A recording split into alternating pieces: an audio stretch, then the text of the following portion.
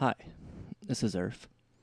Today I'm going to introduce you to my new line of videos called Abusing Sytrus.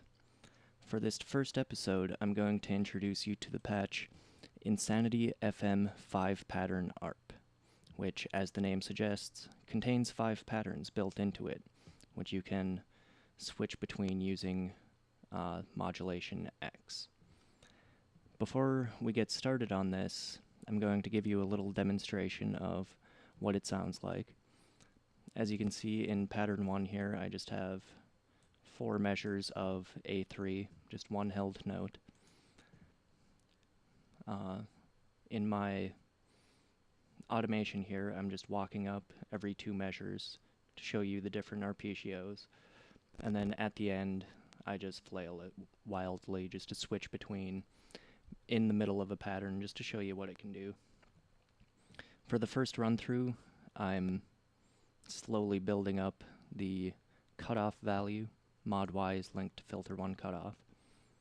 And then for the second, I leave it at a constant medium value to show you what the arpeggiations actually sound like. So I should warn you that some of these may be rather loud, so if you have sensitive hearing or speakers, you may want to make the appropriate adjustments now. Pressing play in 3, 2, 1.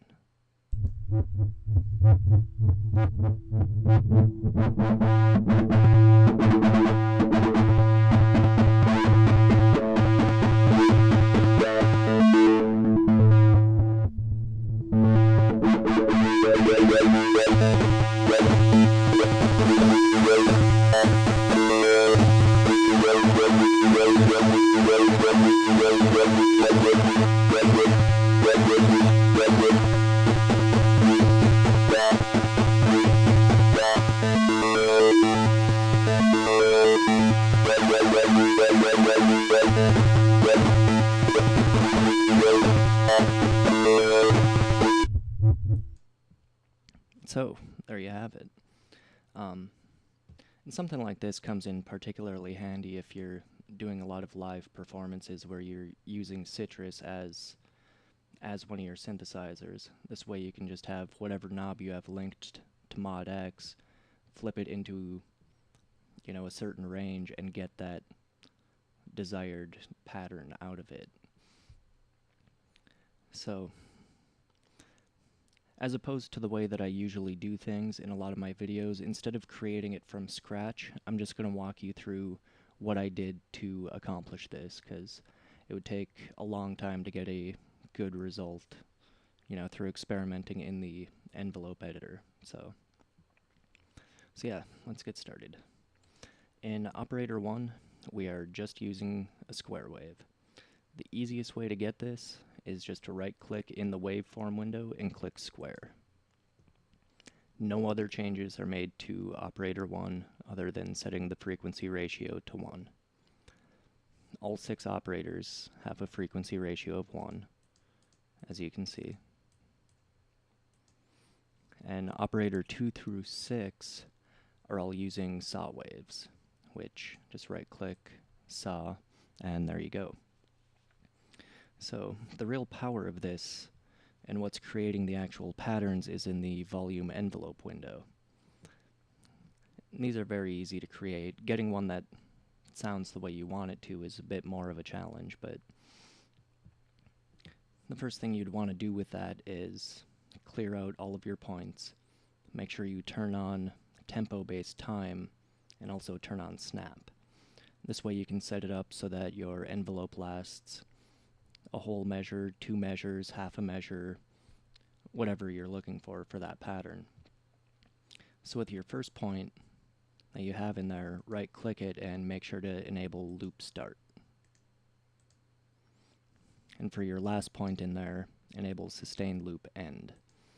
And if you do have a release point out here, you'll want to make sure to get rid of that, otherwise it can create some undesirable effects after you release the note.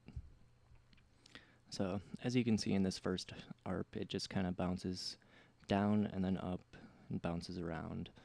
That was the first one you saw in this section here from measure 13 to 15. And operator 3 has the same kind of thing going. This one's actually twice as long as operator 2, just to give it a little bit more variation. But yeah, it's the same principles, just creating points and testing until you get the sound you're looking for. 4 is basically the same thing. Different arpeggiation, of course, but a little bit of variation in there. 5 has a little bit of a different twist on it. As you can see here, I'm using the stair point type. And to get that, in case you don't know, make sure to turn off step editing mode. Just right-click the point, and you get all of these different options that are at your disposal. You'll want to make sure that you set both the middle point and the last point to stair. Otherwise, you would end up with something like that. Each of these have a tension value of 61%, which isn't too fast, but it isn't too slow. So it's in the Goldilocks zone. Operator 6 is pretty much the same thing. You know, just a really short one, very basic. Next, let's look at filter 1.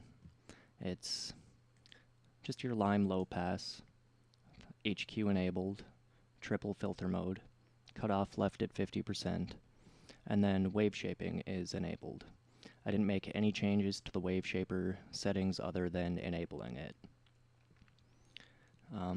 The only other thing here in filter 1 would be in the cutoff frequency tab, where I've linked mod Y to the cutoff in a linear fashion, as you can see.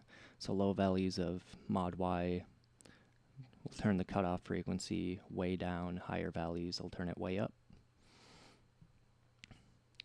Finally, in the effects tab, I just have a chorus order of 9, a chorus depth 91%, and all of these others are just as default values. So I believe that covers just about everything with this one. So as always, this preset is freely available for download at cafebeatpub.com/fl. If you have any questions or comments, want to bash me, tell me I'm great, tell me I suck, whatever the case may be, feel free to do it in the comment section below. Hopefully you've enjoyed abusing Sytrus with me. There will be many more of these videos to follow. So until next time, have fun abusing Sytrus.